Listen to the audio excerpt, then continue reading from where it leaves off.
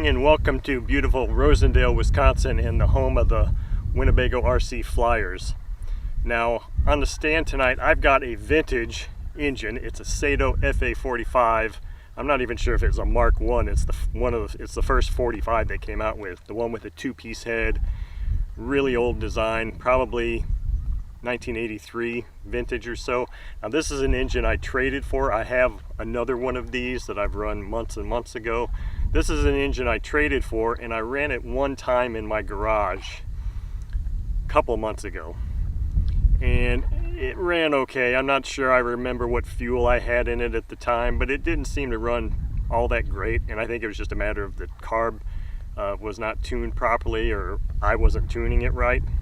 But this is a running engine. It should run pretty well. The thing that I thought was odd is my nut driver was having a hard time getting on the glow plug here and tightening it in there. I'm not sure why, unless there's some kind of weird clearance issue here, because it fit over the glow plug fine, but when it's inside this head, it's almost like they didn't mill the head out enough, or the thickness of my nut driver is too large. I don't know. But I've got a Zor 11.6 prop on here, a Hanger 9 Super 4-stroke plug, and some 5% fuel. So let's run this engine and see how well it runs and see if I can get it to behave a little bit better. Now this Zor prop is a fairly lightweight prop, but this engine's got really strong compression. So it's very well worn, broken in, so I can run the living crap out of it. So let's do it.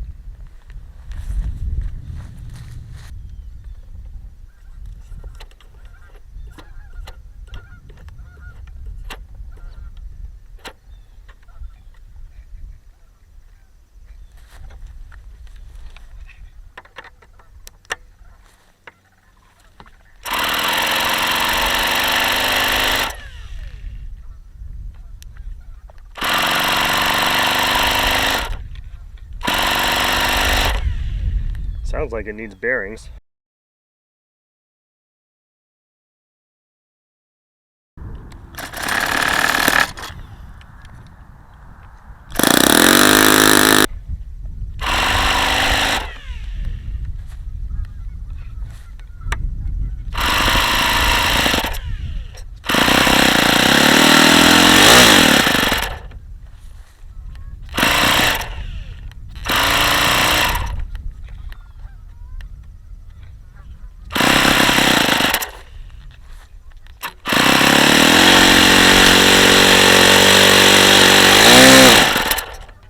Let's start from scratch here. Let's go close this up.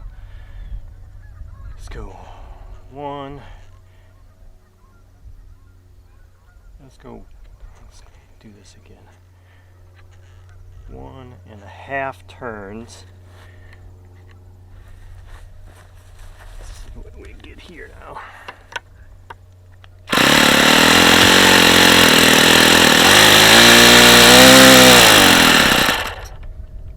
Yeah, the bearings are really bad on this engine.